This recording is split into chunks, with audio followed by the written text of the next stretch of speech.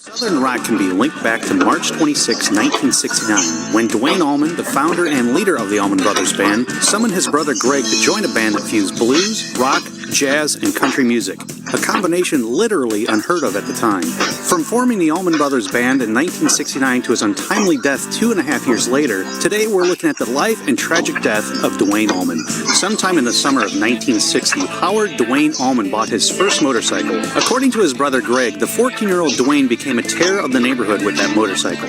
He was frequently seen and heard ripping through Daytona Beach, Florida, where the Allman family moved 2 years earlier. The same summer Duane bought his motorcycle, the 13-year-old Greg got a summer job as a paperboy. After several months on the job, Greg went to a Sears department store one afternoon with the intention of buying a pair of gloves.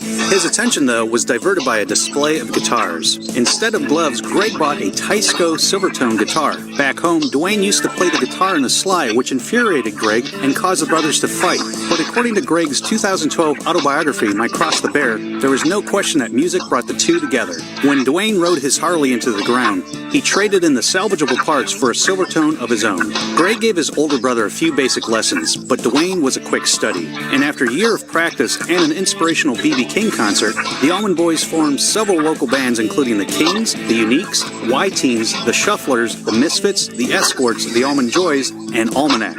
In early 1967, the Allman Boys were booked for a month-long engagement in St. Louis, Missouri. It was here that the brothers bumped into the Nitty Gritty Dirt Band's manager, Bill McEwen. McEwen told the Allmans to stop spinning their wheels, give up the road, go to California, and get serious about making music, and get a recording contract. Duane and Greg left Florida and relocated to Los Angeles with their group. McEwen got them an audition with Liberty Records, who then signed the band. But the record company wanted to mold them into a bland commercial rock band, similar to Los Angeles rock bands such as Iron Butterfly and the Byrds. Soon after signing the Allman Brothers 5-piece, Liberty changed the band's name to Hourglass. They were forced to wear ridiculous hippie costumes and even restricted their live gigs to preserve the band's mystique. Liberty didn't even let Hourglass choose the songs on their self-titled debut album and only loosened the reins on their second album after the failure of the first. Greg Allman called Hourglass's output a shit sandwich. Yep, that's probably where Spinal Tap got that line from. After the demos for a potential third album recorded at Fame Studios in Muscle Shoals were rejected by Liberty, Duane and Greg moved back to Florida and sort of dissolved Hourglass without really telling anyone. When Liberty Records threatened to sue Hourglass for breaking up, Greg went back to Los Angeles in the fall of 1968 to record a solo record for them, which would fulfill the band's contract. With the disaster of Hourglass behind him, Duane spent a few months jamming with local Florida musicians. Nothing was really clicking for him in regards of forming another band. Duane was in a holding pattern. Luckily, Fame Studios owner Rick Hall remembered Duane from Hourglass's recent sessions, sent him a telegram to see if he was interested in a paid gig. And in November of 1968, Duane Allman played lead guitar on Wilson Pickett's song, Hey Jude. It was during the sessions for that album that inspired Pickett to give Duane his nickname, Skydog, because he could hit the heights. Hall was also pretty impressed with Duane's session work. He signed Skydog to a 5-year contract as Fame Studios' primary guitarist, where he played for Aretha Franklin, Percy Sledge, Otis Rush, and countless others. But it was Duane's work with Pickett that created a buzz. This is how Eric Clapton put it. I remember hearing Wilson Pickett's Hey Jude and just be astounded by the lead break at the end. I had to know who that was immediately, right now. While under contract with Rick Hall's Fame Studio, Duane slowly put a band together consisting of drummer J-Mo Johansson, Johnny Sadlin as the second drummer, Paul Hornsby on guitar and keys, and bassist Barry Oakley. The group had immediate chemistry, and Duane's vision for a different-sounding band, one with 2 lead guitarists and 2 drummers, began taking shape. Duane was thrilled at how well his unnamed band was gelling, but Duane was slowly becoming frustrated with being what he called a robot for Fame Studios producers and musicians that came through using him as a young gun for hire. Now, depending on who's telling the story, Duane's future was decided by either Rick Hall of Fame Studios or Atlantic Records Vice President Jerry Wexler. According to Jimmy Johnson, co-founder of the Muscle Shoals Sound Studio, the moment Jerry Wexler heard Duane's solo on Pickett's Hey Jude on a lo-fi playback over the phone, he called Phil Walden, who had been looking for an artist to manage ever since his client Otis Redding died. After quite a successful run managing soul and R&B acts, Walden wanted to switch genres into rock music. So Wexler excitedly told Walden about Duane, who then immediately flew to Muscle Shoals to buy Allman's famed studio contract from Rick Hall. Walden and Wexler envisioned Duane and his band as the foundation of their new Atlantic distributed label, Capricorn Records. Now, if Rick Hall tells the story, he says he wasn't happy with Duane or his recording methods. According to Randy Poe's 2008 biography, Skydog, the Duane Allman Story, he offered Wexler and Walden the chance to buy out Duane's contract and the tracks his band recorded for $10,000. Given a second chance, a new contract with Capricorn Records, and the freedom to make whatever kind of music he wanted, Duane returned to Jacksonville, Florida. Duane was now in search of the perfect band.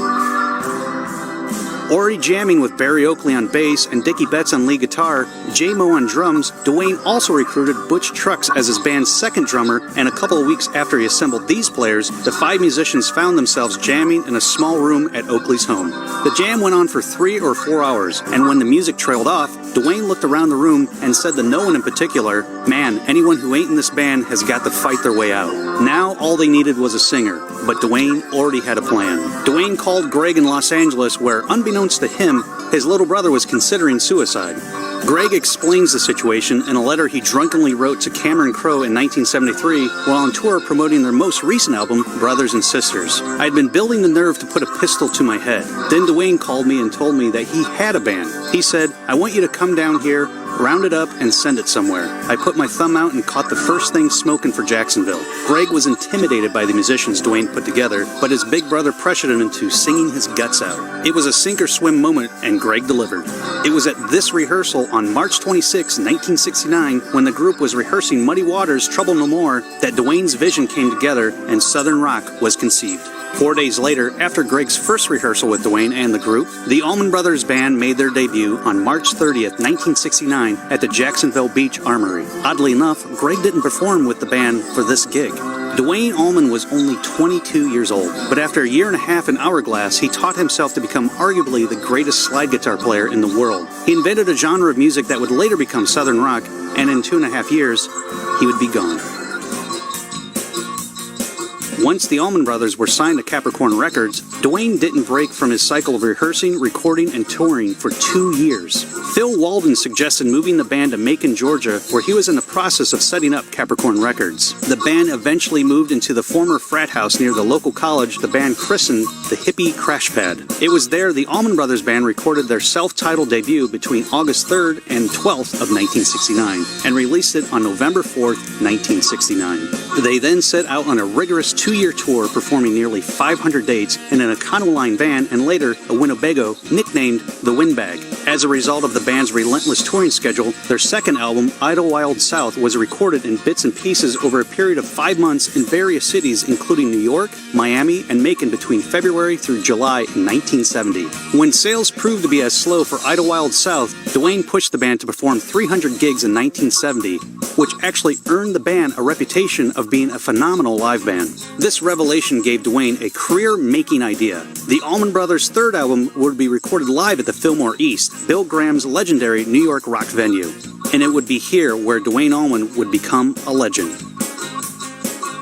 At Fillmore East was released as a double album on July of 1971, and within 2 weeks it landed on the American charts. The group encountered huge crowds at every gig following the release, and guitarists would seek out Duane backstage and tell him how much he had inspired them to stop playing safe, commercial rock and play real music. Finally, enjoying a little success after 2 years on the road since their debut, the band decided to take a short vacation, relax, and enjoy some of their success.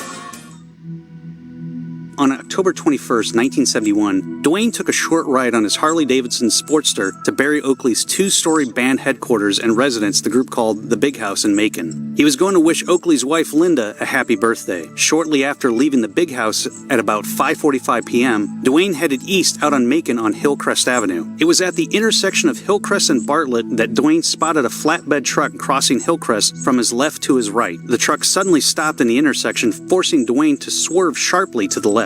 At this point, Duane clipped the back of the truck's bed and was thrown from the motorcycle. Duane's Sportster flew in the air, landed on him, and slid between 50 and 90 feet beyond the point point of impact, the weight of the motorcycle crushed his internal organs. According to a report by John Landau from Rolling Stone on November 25, 1971, Duane's girlfriend Dixie Meadows and Barry Oakley's sister Candy were following him from some distance behind and had not seen the accident. When the girls found Duane under his motorcycle, they stayed with him until an ambulance arrived. He reportedly stopped breathing twice in the ambulance, but was revived both times through mouth-to-mouth resuscitation. Although Duane was alive when he arrived at the Macon Medical Center, his massive injuries were too much for his body, despite 3 hours of surgery. Dr. Charles Burden, the attending surgeon, later said that any of those injuries Duane sustained, his collapsed chest, his ruptured coronary artery, or severely damaged liver, would probably have caused his death. But the combination of all these injuries left very little hope upon arrival. And at the age of 24, only 2.5 years after the Allman Brothers formed, Duane Allman was dead.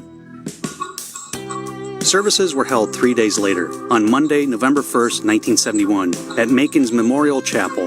Nearly 300 friends, relatives, and admirers attended. Duane's guitar case was propped up at the front of his floral wreath casket, and the Allman Brothers Band gear was set up behind. At 3 p.m., the remaining members of the band played several of their songs as a tribute to Duane, such as The Keys to the Highway, which Duane had recorded with Eric Clapton on Layla, then did Stormy Monday and Elizabeth Reed. Greg also sang a couple of the songs by himself while playing Duane's antique guitar. When Greg finished, he lowered his head and fingered the guitar's fretboard nervously and said, "This is a very old guitar, a very beautiful piece. It was made in 1920, and I'm very proud to have it. And I'm very proud that you all came." Although the Allman Brothers Band stayed together until 2014 with several hiatuses and several different musicians along the way, they are never the same after Duane's death. Bassist Barry Oakley died in a drunken motorcycle accident about 3 blocks away from where Duane died, a year and 2 weeks after Duane's crash. Greg testified against Scooter Herring, his personal road manager and valet, after Herring was charged with multiple counts of conspiracy to distribute narcotics. Greg's testimony labeled him as a snitch among bandmates, and the Allman Brothers Band broke up. The band reformed, but they never quite captured the spirit they possessed when Duane was their leader.